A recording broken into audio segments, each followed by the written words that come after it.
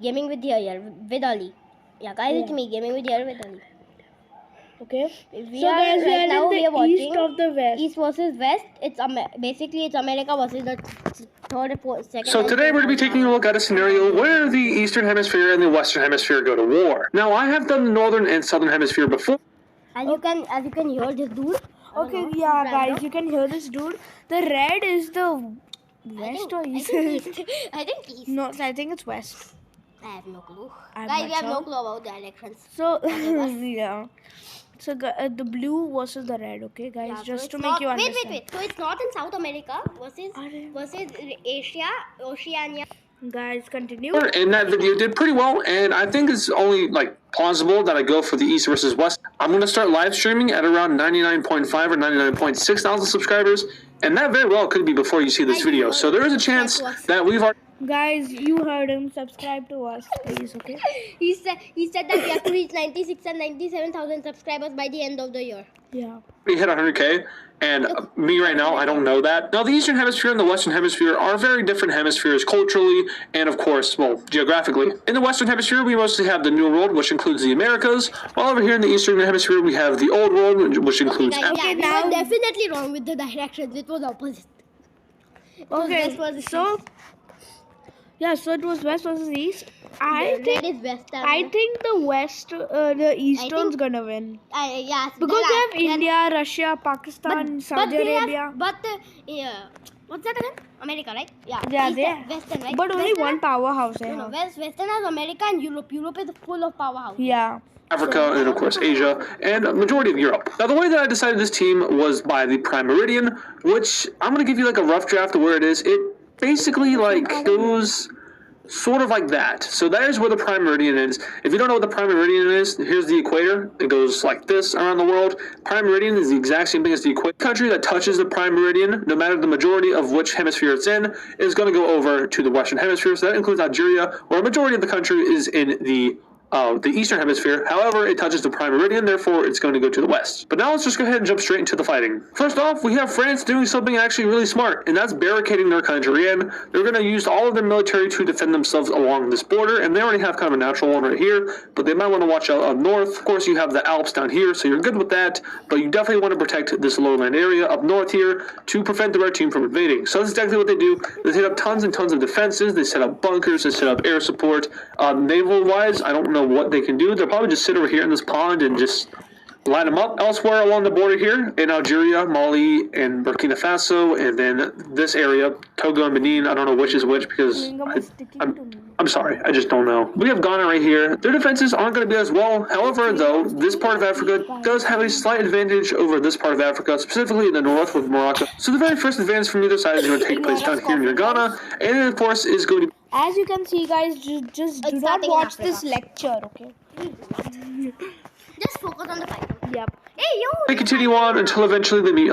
Now, Nigeria, of course, is going to be the stronger suit of Southern Africa over here, and then, well, these guys, they're not much. So Nigeria has a pretty fun time pushing into this country without consequence. They continue on until eventually they meet Liberia, and that's where the blue team starts to defend itself. Hey, speaking of the blue team, the United States is using a majority of its navy to hold off any red team advances over here in the Pacific. It's shielding mostly North America, leaving South America exposed, which may be, well, the death of South America. I don't think Africa's going to do naval landings, but we very well could see China and Australia carry out a landing across the Pacific into South America. The only problem with that is the Pacific Ocean is huge, and that would probably take a couple of days. Guys, I don't think China and South America is gonna just collapse.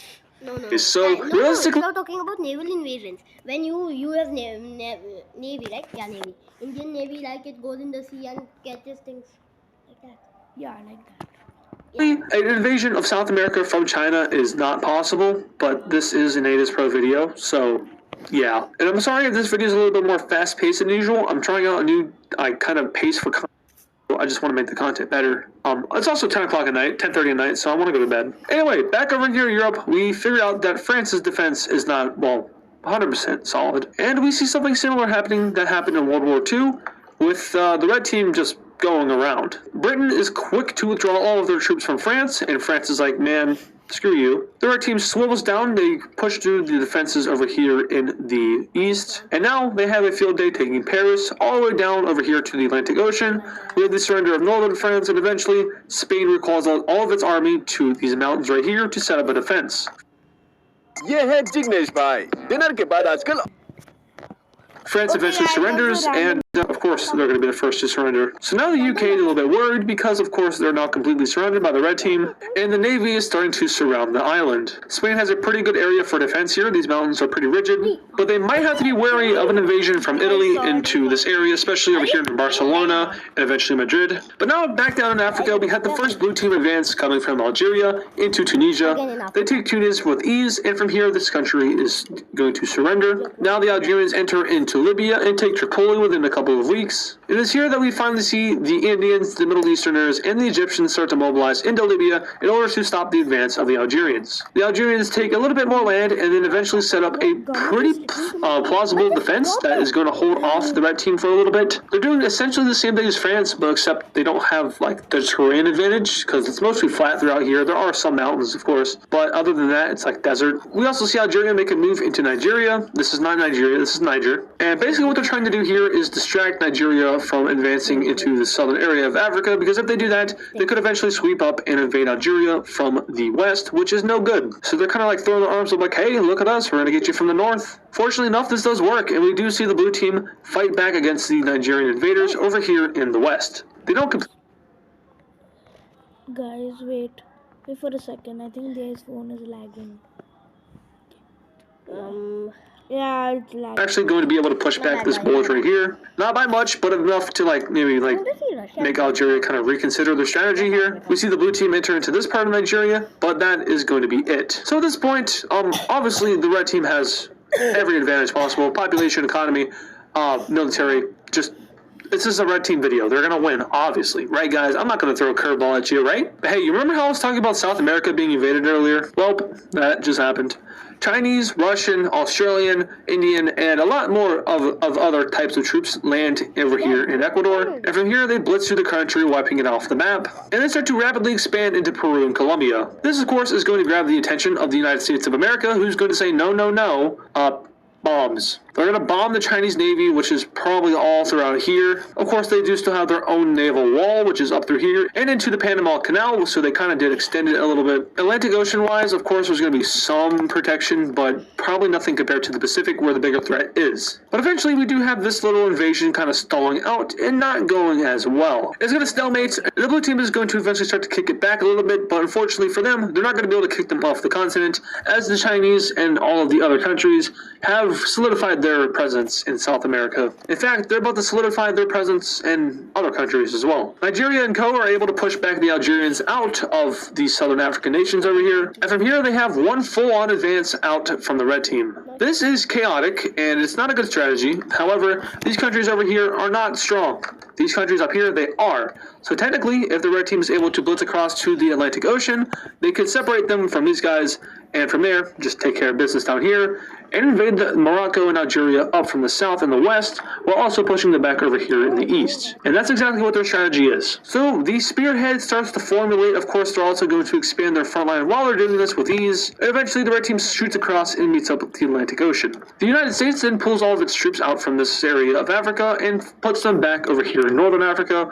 And this is going to cause the complete collapse of this part of Africa, with all these little countries starting to fall apart or surrender. Eventually, the red team sees complete control over this area, and they start to advance north towards Morocco and Algeria. At the same time, we also have the red team pushing back the Algerians over here in Libya, and now it's not looking too great for the blue team, as the red team is finally doing a lot. In fact, we just had some major event take place over here with France. Guys, we all know who's gonna win.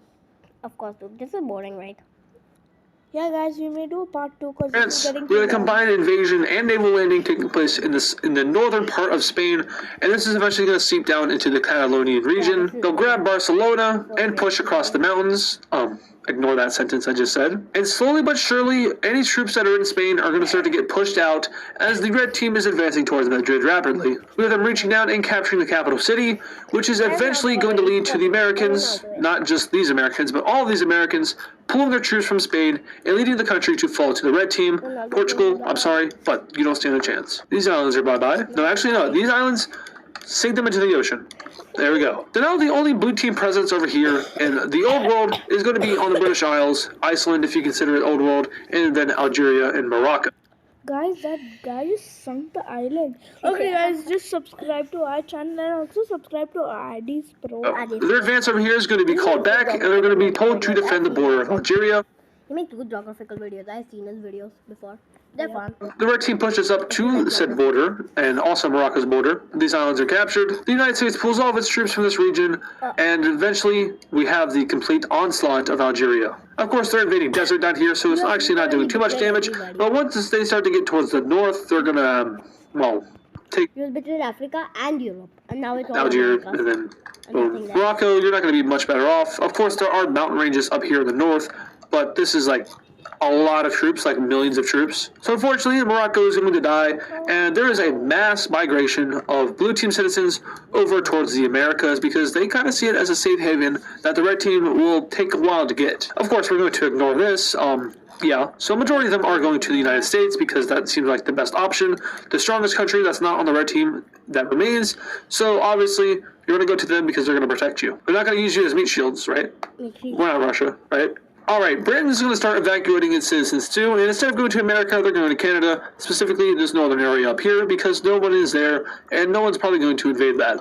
At the same time, the British Navy is completely barricading the island in, with the red team surrounding it on all sides in the water. They're going to need it, because it's not looking great. Of course, the red team and blue team do have some dignity, so the migration of citizens is still allowed through the red team. They're not that evil. I'm not even saying they're evil in the first place. This is a fictional scenario, so yeah, it's not like good versus bad. It's just red versus blue. There is no good guy, there is no bad guy, basically. But yeah, the British Army and military is going to do everything it can to defend the island, but it's just not going to work out. There's a mass just migration of everyone to the Americas. Eventually landing is made, London's captured, and we have the British government basically fleeing to America as the Isle falls, and followed by this, of course, is Ireland. They did the same thing as Britain did. So now it's New World versus Old World. But of course, the Old World is already here, and they've been packing troops into this. Of course, the US has been shooting at these ships, blowing them up, and they have inflicted a lot of casualties, hundreds of thousands, in fact. However, it's just the combined Navy of all this is going to outsmart and outmaneuver and also outpower the U.S. Navy. We even see ships going under South America and up to here to avoid detection by the Americans. Pretty smart, but also pretty costly. But nonetheless, this little red spot right here is ready to expand. And expand it does as it reaches parts of Peru, causing that country to surrender. We see them enter into the Amazon only to get murdered by anacondas. That's fine though. There's about a million other people who can take that spot. Then we seep down into Chile, who is going to do everything it can to defend itself, but eventually we have the capturing of Santiago and the surrender of Chile. And at this point, a new mentality is starting to breach the blue team countries as they all eye up surrendering and seeing that as the best option for the government and the citizens. But the United States gives a pretty compelling speech to these remaining North American countries, saying that, hey, we're going to defend this continent until we can't defend it anymore. Guys, next up, we're going to see the ending in part 2. Bye guys, thank you for watching.